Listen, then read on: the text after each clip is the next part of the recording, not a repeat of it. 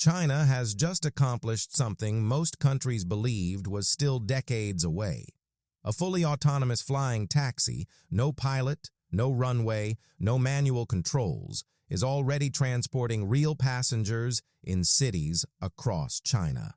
It's commercially certified, has completed more than 40,000 test flights, and yet surprisingly, few people outside China are talking about how significant this breakthrough really is.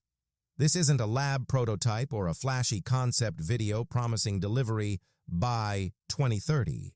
It's a real two-seat electric aircraft that takes off vertically, flies itself across the city at speeds of up to 90 kilometers per hour, and lands entirely on its own.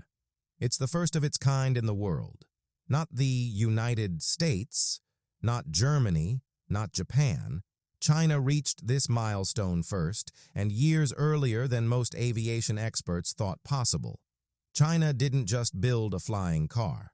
It certified it, commercialized it, and integrated it into a completely new economic sector. The government is actively supporting this sector with policy backing, funding, and a bold long-term plan. They call it the low-altitude economy, and it's projected to reach 3.5 trillion yuan in value by 2035.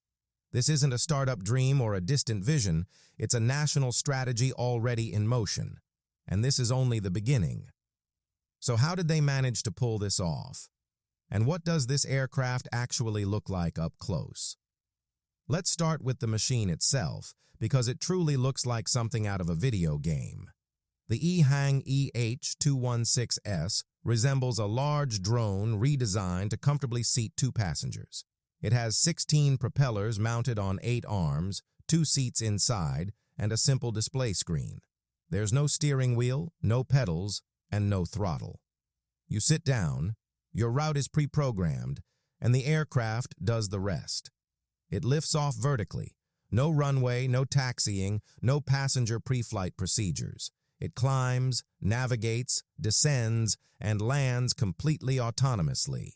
Your only job as a passenger is to enjoy the view. If needed, there's a button that connects you directly to ground operators. At this point, most people assume there must be a catch. Something this futuristic must still be experimental, right? Maybe limited to engineers testing it in a closed facility? Not at all. In October 2023, China's Civil Aviation Administration granted the EH216-S, the world's first type certificate for an autonomous passenger-carrying aircraft. That means a national aviation authority rigorously evaluated the aircraft's safety systems and officially approved it to carry human passengers. No country had ever certified a pilotless passenger aircraft before. Then, in early 2025, EHang took it even further. The company received the world's first air operator certificates for a pilotless electric aircraft, allowing it to begin full commercial operations. Real customers, real flights, real cities. Before reaching that point, EHang completed more than 40,000 test flights. That number matters. 40,000 flights isn't a prototype phase. It's a level of testing that demonstrates confidence, reliability, and operational readiness. Inside the aircraft, the experience is intentionally simple. There's no cockpit filled with instruments. Instead, you'll find 2 seats, a navigation screen displaying the route, a communication button, and basic safety equipment like a small fire extinguisher. This simplicity is deliberate. EHang argues that removing the human pilot doesn't just reduce costs, it improves safety. Human error remains one of the leading causes of aviation accidents worldwide. By replacing pilots with automated systems that don't get tired, distracted, or stressed, the company believes it can create a safer and more reliable form of air travel. The aircraft can travel at speeds of up to 90 kilometers per hour and has a range of about 130 kilometers on a single charge. What once sounded like science fiction is already operating in the real world, and it may only be the beginning of a much larger transformation in how cities move people through the air. To put its range into perspective, 130 kilometers is roughly the distance between major districts in a large metropolitan area. That's more than enough for daily urban commutes or short scenic flights across a city. Right now, Ehang's biggest customers are in tourism. Imagine visitors taking in stunning aerial views of coastlines, mountains, and city skylines from a quiet, electric aircraft. At the same time, government agencies are using the technology for practical purposes like firefighting support, surveillance, and law enforcement patrols. These aren't niche experiments. They're practical, revenue-generating applications that are already testing and proving the aircraft in real-world conditions. But tourism and public safety are only the starting point. The larger vision, one the Chinese government is actively funding and planning for, is to make autonomous air taxis part of everyday transportation. Picture this. Instead of ordering a car through a rideshare app, a small electric aircraft quietly descends from above, picks you up, and drops you off 3 kilometers away in under 5 minutes. It may sound futuristic, but the groundwork to support that reality is already being laid. What makes China's flying car story different from the rest of the world is the level of government involvement. For decades, startups in the United States, Europe, and Japan have promised flying cars. Many have unveiled impressive prototypes, raised billions in investment, and generated massive media attention. Some have even made meaningful technical progress. But most of them are still waiting for regulatory approval, waiting for infrastructure, waiting for public acceptance, waiting for governments to officially give them the green light. China moved faster.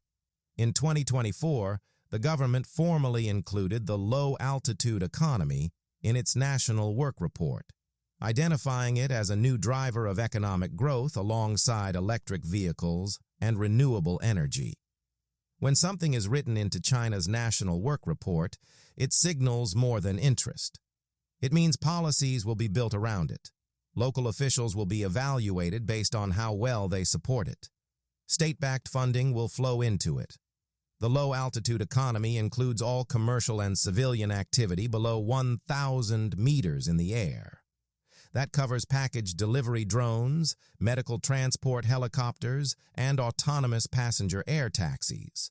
What's important is that the entire ecosystem is being developed at the same time.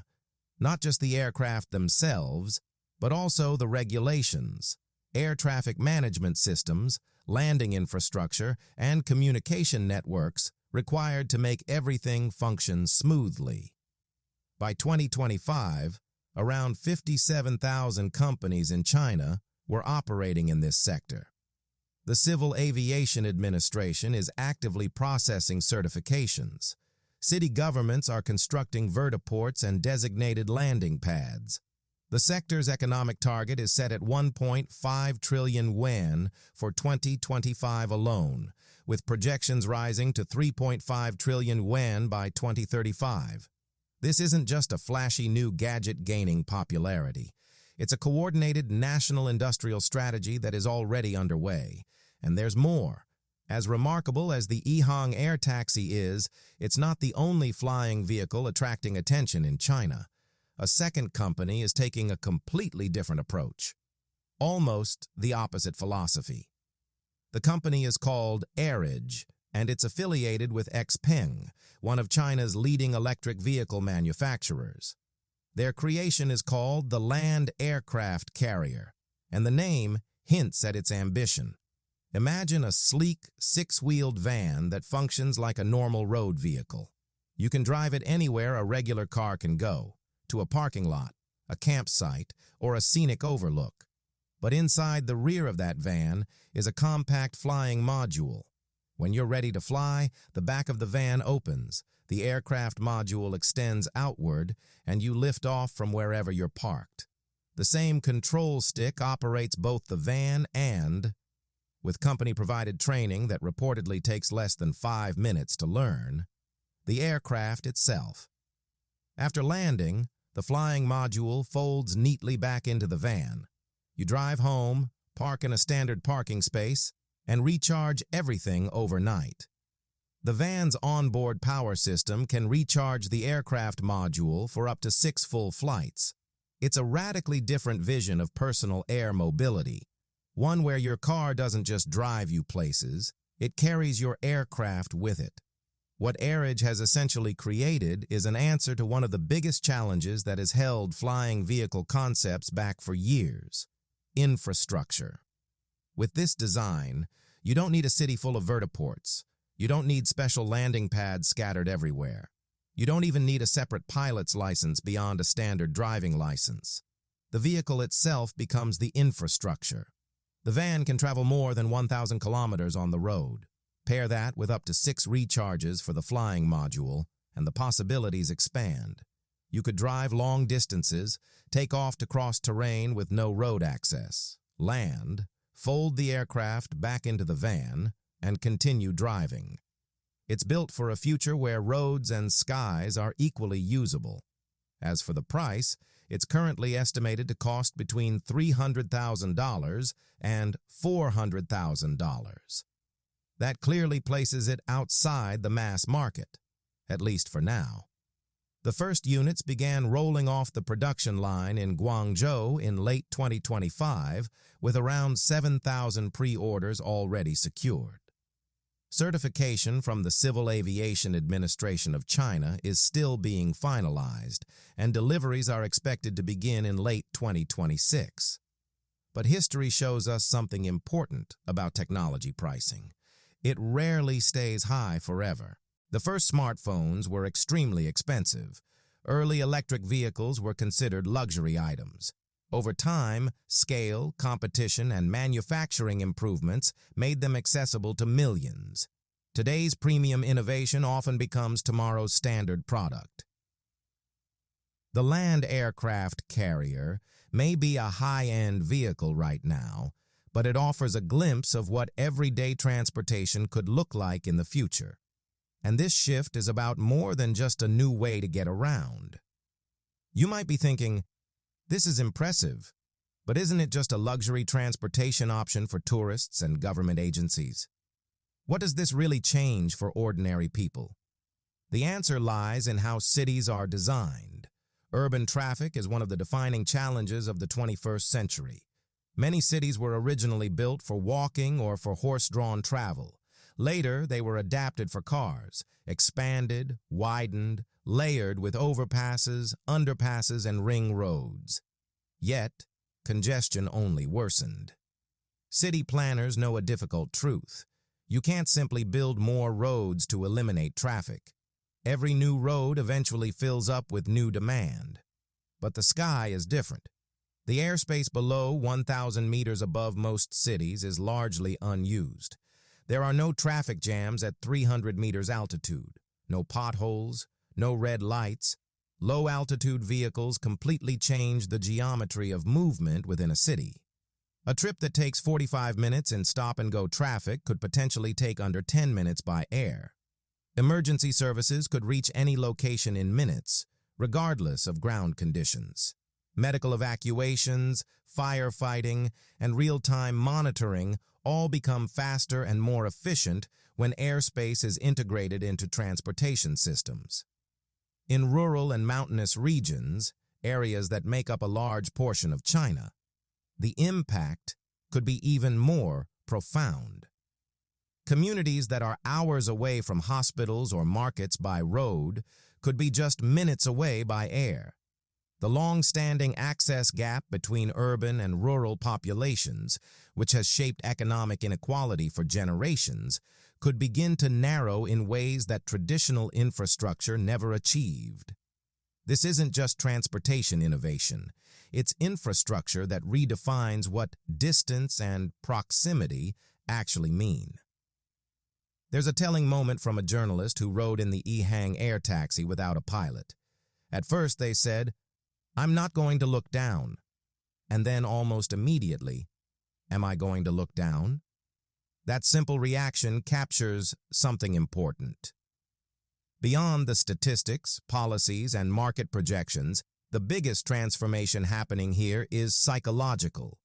For most of human history, flying required complex machines, extensive training, and massive infrastructure.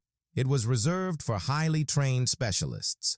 Autonomous electric air vehicles are slowly, and then suddenly, turning flight into something ordinary, something you could book on your phone, something a tourist might try on a weekend trip, something that no longer feels extraordinary, but everyday. This is something governments can deploy for emergency coordination without needing a trained pilot ready at all times. The capability to fly without a pilot, without a runway, and without traditional fuel is no longer theoretical. It already exists. In China, the regulatory system to operate these aircraft commercially is already in place. Market demand is growing. Government funding is committed, and the vehicles are moving into large-scale production. Other countries are working toward the same goal. The United States, the European Union, South Korea, and others all have active programs aiming for similar certifications and long-term visions. But China currently has a meaningful advantage. It has real-world proof, not a prototype, not a concept design, not a digital rendering. A fully certified autonomous flying taxi that has completed more than 40,000 test flights and is already transporting passengers in actual cities. There's a well-known saying that the future is already here. It's just not evenly distributed. When it comes to low-altitude autonomous flight, China has pushed that distribution significantly forward. Now, the real question isn't whether flying cars will become part of daily life. It's how soon and which cities will lead the transformation. At the end of one of these early flights, a journalist stepped out of the aircraft, smiling, slightly breathless, and said simply, "We did it." So what do you think? Would you step into a pilotless flying taxi today, or would you rather wait a few more years before trusting the technology? The shift has already begun. The only uncertainty left is how quickly the rest of the world catches up.